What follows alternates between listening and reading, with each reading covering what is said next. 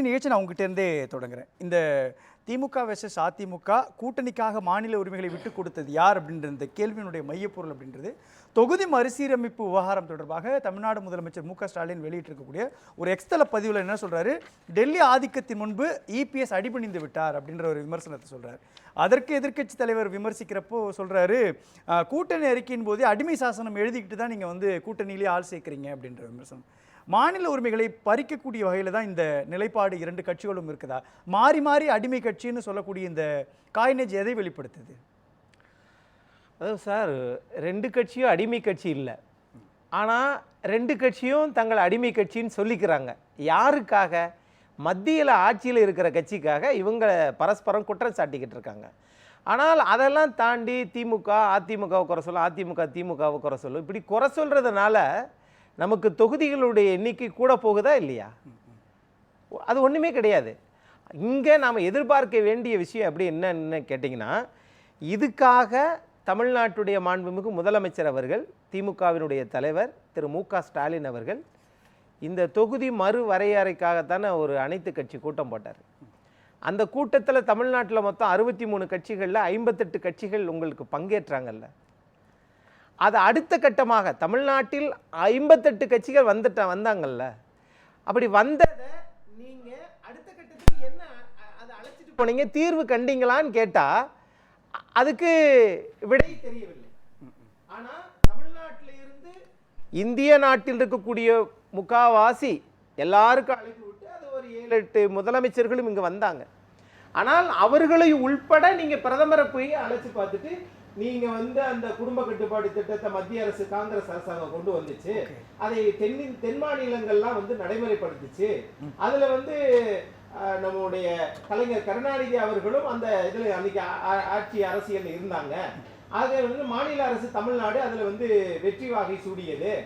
அதனுடைய விளைவாக இன்னைக்கு குறைஞ்சிருக்குதா இல்லையா என்பது ஒரு பார்வை. டாக்டர் காந்தராஜ் அவர்களுக்கு அது நல்லாவே தெரியும், ஏன்னா அவர் அதனுடைய இயக்குனராக இருந்தார். ஆகையினால அது போல விஷயத்துல இன்னைக்கு இரண்டு கட்சிகளும், கலைஞர் அவர்களும் அம்மையார் ஜெயலலிதா அவர்களும் மாநில உரிமையை ஒரு காலமும் விட்டு கொடுக்கவில்லை. ஆனால் அவங்களுக்குள்ள சண்டை வந்துச்சு. ஆனால் ஒரு மத்தியில் இருக்கக்கூடிய ஒரு கட்சிக்காக இல்லை நீங்க தான் அடிமை, இல்லை நீங்க தான் அடிமை, அப்படி இதுவா முக்கியம்? ஏன் இன்னைக்கு இந்த வார்த்தை தொடர்ச்சியாக அரசியல் களத்தில் பேசு பொருளாக மாறி இருக்குது? ஒருவேளை பாஜகவினுடைய டாமினேஷன் அதிகமாகிறதுனால அதை சொல்றாங்களா, அல்லது யதார்த்தமாகவே இன்னைக்கு அரசியல் களமே அப்படி மாறிடுச்சா? இல்லை, அரசியல் களமே அப்படி மாறிடுச்சு. காரணம் என்னன்னு கேட்டீங்கன்னா, திடீர்னு தங்க விலை கூடும், திடீர்னு சரியிறது மாதிரி அரசியல் கட்சிகளும் இன்னைக்கு நிறைய இருக்கிறதுனால இது போட்டி நிறைந்தது.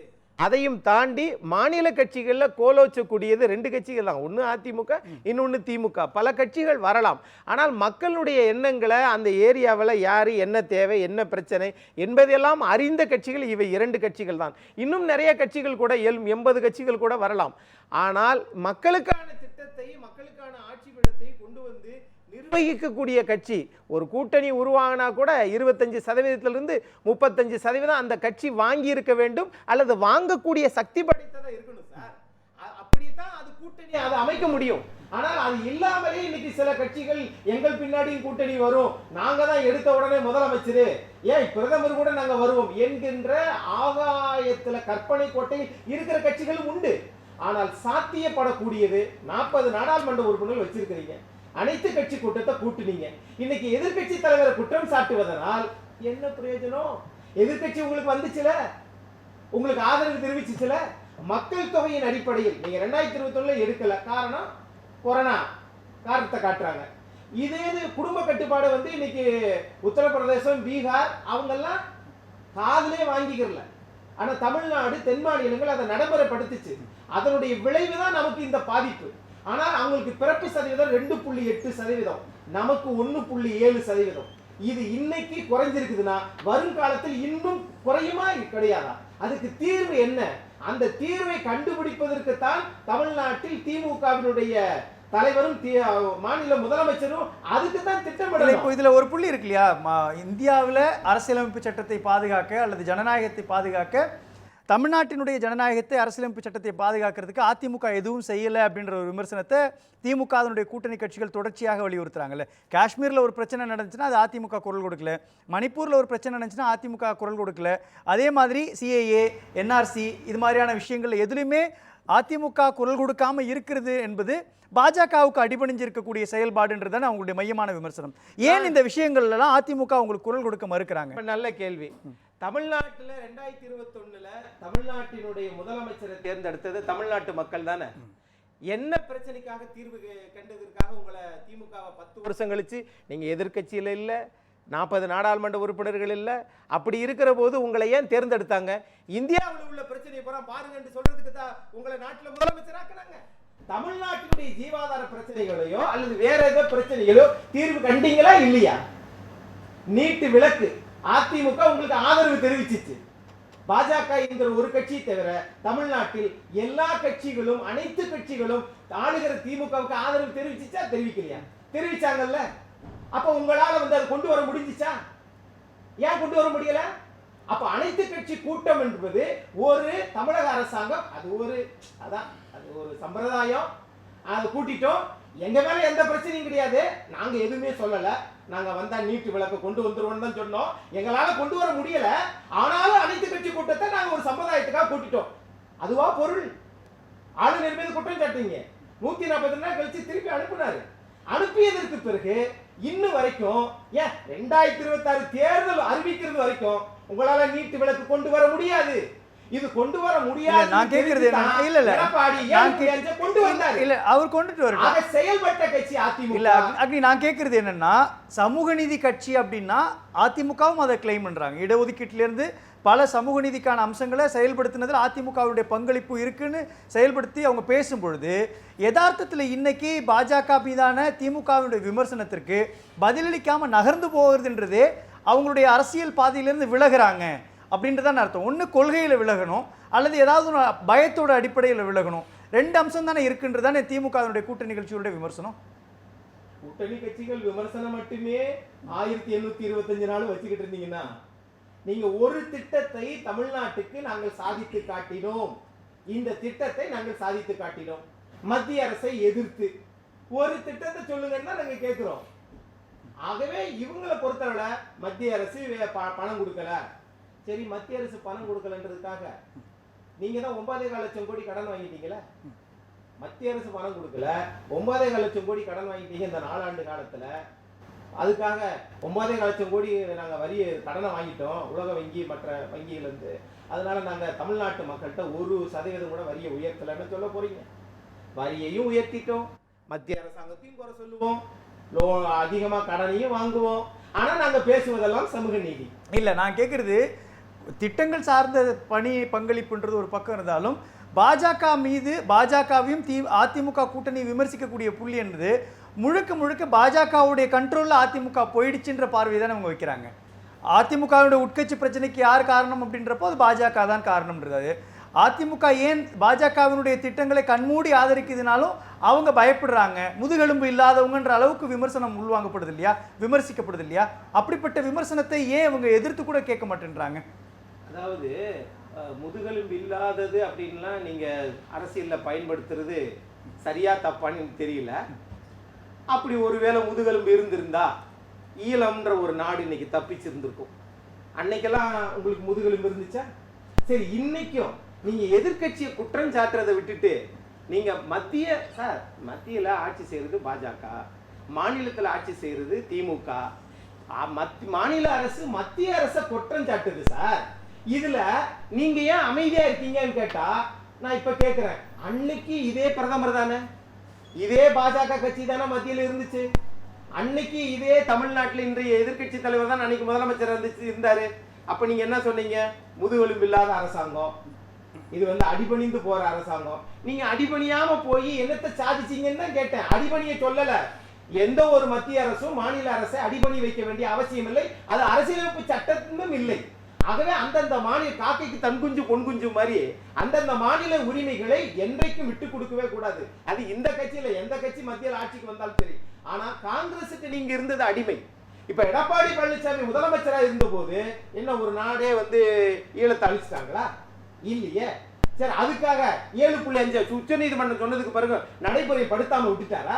இந்தியாவில யாருமே நடைமுறைப்படுத்தவில்லை. தமிழ்நாடு மட்டும் விதிவிலக்குன்னா அதை ஏன் உங்களால செய்ய முடியல? ஆகவே நீங்கள் விதண்டவாதம் செய்து கொண்டு வியாக்கியானம் பேசிக்கிட்டு மத்திய அரசை குறை சொல்லிக்கிட்டு அதுக்காக மத்திய அரசு சில நியாயமான கோரிக்கைகளை மறுக்கிற போது நீங்கள் போராடுங்கள்.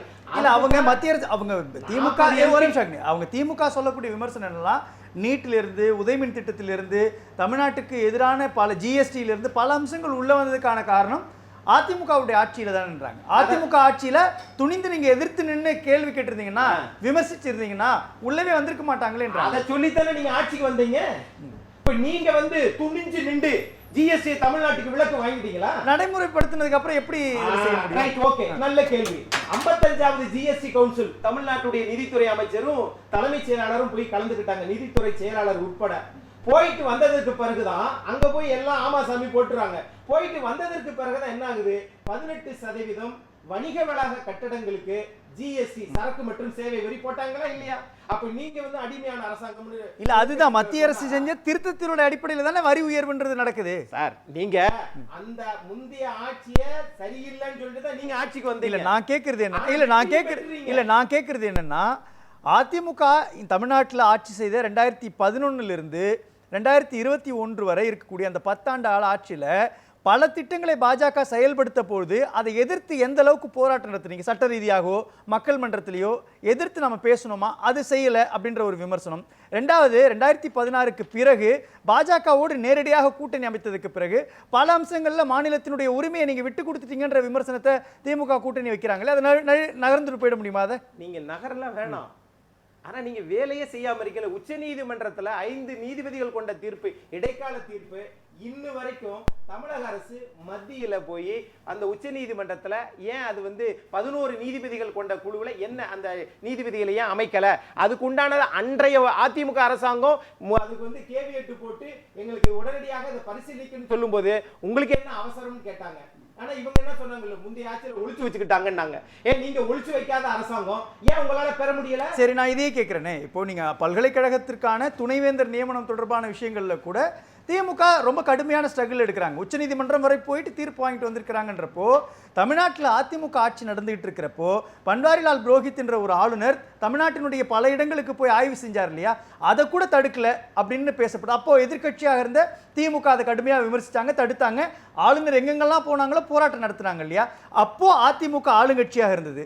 இப்போ எதிர்கட்சியாக இருக்கிறப்ப கூட துணைவேந்தர் நியமன விவகாரத்தில் அவங்களுடைய நிலைப்பாடை காமிச்சிருக்கலாம் இல்லையா? அது கூட செய்யலையே. ஏன் இந்த மௌனம்? நீங்க உச்ச நீதிமன்றத்துல கால நிர்ணயம் கேட்டு போட்டுறீங்கல்ல. இப்போ 14 கேள்விகளை எழுப்பி இந்திய நாட்டினுடைய குடியரசுத் தலைவர் உச்ச நீதிமன்றத்துக்கு விளக்கம் கேட்டிருக்கிறாங்கல்ல. அப்ப நீங்க அதுல வெற்றி பெற்றுட்டேன்றீங்க. எப்படி வெற்றி பெற்றுட்டீங்களா? அப்படிதான் சொல்லிக்கிறாங்க. வில்சனும் அங்கதான் தப்பு பண்றாங்க சார். கரெக்டா சொன்னீங்க, நெறியாளர் கரெக்டா அந்த இடத்துல நீங்க பதில் சொன்னீங்க. அப்படிதான் சொல்லிக்கிறாங்க, ஆனா அது உண்மை இல்ல. நான் உண்மை இல்லைன்னா நான் சொல்லல. பிரஸ் மீட்ல அவர் சொன்னதே சொல்றேன். நான் அவங்க சொல்லிக்கிட்டே தான் இருக்கிறாங்க. அதைத்தான் நானும் சொல்றேன். உச்ச நீதிமன்றத்துல ஜனாதிபதி 14 கேள்விகள் கேட்டு சொல்லியிருக்கிறாங்களே, அதுக்கு விடை தெரிஞ்சிருச்சா?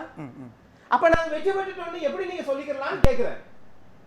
அப்ப ஆட்சி அதிகாரத்தில் இருக்கிற போது 17 ஆண்டுகளாக ஆட்சி அதிகாரத்தில் இருக்கும்போது நீங்க ராஜமன்னார் குழு போட்டது திமுக, ஏஆர்சி குழு போட்டது, சர்க்காரியா கமிஷன், புட்ச் கமிட்டி, இத்தனை கமிட்டியும் போட்டு 17 ஆண்டு கால மத்தியில் ஆட்சியில் இருக்கிற போது காங்கிரஸ் நீங்க இது பத்தி எல்லாம் கேட்கல. இப்பதான் உங்களுக்கு time frame as soon as possible இந்த கால வரையறையை நீங்கள் செய்யுங்கன்னு உச்சநீதிமன்றம் சொன்னதுக்கு பிறகு நாங்கள் அதில் வெற்றி பெற்றுட்டோம். நீங்கள் வெற்றி பெற்றுட்டீங்க. தமிழ்நாட்டு மக்களுக்கு நீட்டு விலக்கு வெற்றி பெற்றுச்சா?